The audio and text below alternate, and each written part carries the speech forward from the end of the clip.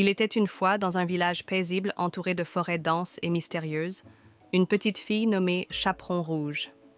Elle était connue pour son manteau écarlate que sa grand-mère lui avait confectionné. Un jour, sa mère lui demanda de porter une galette et un pot de beurre à sa grand-mère, qui vivait au cœur de la forêt. Avant de partir, sa mère lui fit promettre de ne pas s'éloigner du chemin et de ne pas parler aux étrangers. Chaperon Rouge, pleine d'enthousiasme, s'engagea sur le sentier sinueux qui serpentait à travers les arbres majestueux. Les rayons du soleil filtraient à travers les feuilles, créant une atmosphère magique, mais aussi inquiétante. Alors qu'elle marchait, elle entendit des bruits étranges, des craquements de branches et des murmures portés par le vent. Un frisson la parcourut, mais elle se força à avancer, se rappelant la promesse faite à sa mère. Soudain, un loup rusé apparut devant elle. Avec son pelage sombre et ses yeux perçants, il avait l'air à la fois charmant et menaçant. « Bonjour, petite fille, » dit-il d'une voix douce. « Où vas-tu si seule dans la forêt ?» Chaperon Rouge, se souvenant des avertissements de sa mère, hésita un instant, mais la curiosité prit le dessus. Elle lui expliqua qu'elle se rendait chez sa grand-mère pour lui apporter des provisions. Le loup, feignant l'innocence, lui proposa un raccourci à travers les buissons fleuris, lui promettant qu'elle arriverait plus vite. Chaperon Rouge, séduite par l'idée, accepta. Pendant ce temps, le loup, rusé comme il était, prit le chemin le plus court et arriva le premier chez la grand-mère. Dans un acte de malice, il se glissa dans la maison, engloutit la pauvre vieille dame, puis se glissa dans son lit, revêtant sa chemise de nuit. Lorsque Chaperon Rouge arriva enfin, elle sentit une étrange tension dans l'air.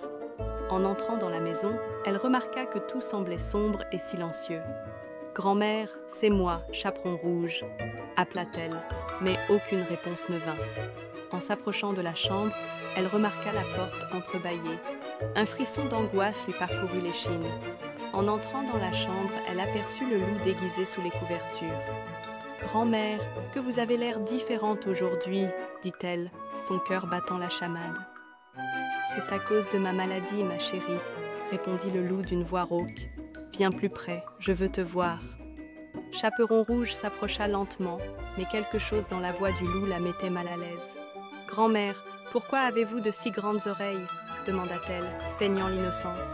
« C'est pour mieux t'entendre, ma petite, » répondit le loup avec un sourire carnassier. « Et pourquoi avez-vous de si grands yeux ?» poursuivit-elle, la peur commençant à l'envahir. « C'est pour mieux te voir, » répondit le loup, se redressant légèrement. À ce moment-là, Chaperon Rouge comprit qu'elle était en danger. Elle recula lentement, mais le loup bondit hors du lit, révélant son véritable visage. « Tu es à moi, petite fille !» rugit-il, ses yeux brillants de malice.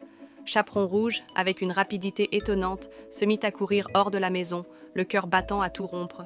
Le loup, affamé et déterminé, la poursuivit à travers la forêt, ses pas résonnant comme un tambour de guerre. Alors qu'elle courait, elle se souvint des histoires que sa grand-mère lui avait racontées sur les créatures de la forêt. Elle se dirigea vers un vieux chêne, un arbre majestueux qui avait vu tant de choses. Elle se faufila dans ses racines, espérant que le loup ne pourrait pas la trouver. Le loup, frustré, renifla l'air, cherchant sa proie. Il tourna autour de l'arbre, grognant et flairant, mais ne réussit pas à la débusquer. Profitant de l'obscurité, Chaperon Rouge se faufila hors de sa cachette et courut vers le village. Elle savait qu'elle devait faire attention aux conseils de sa mère et de ne pas s'éloigner du chemin. Il est important d'écouter les avertissements et de rester prudent face au danger.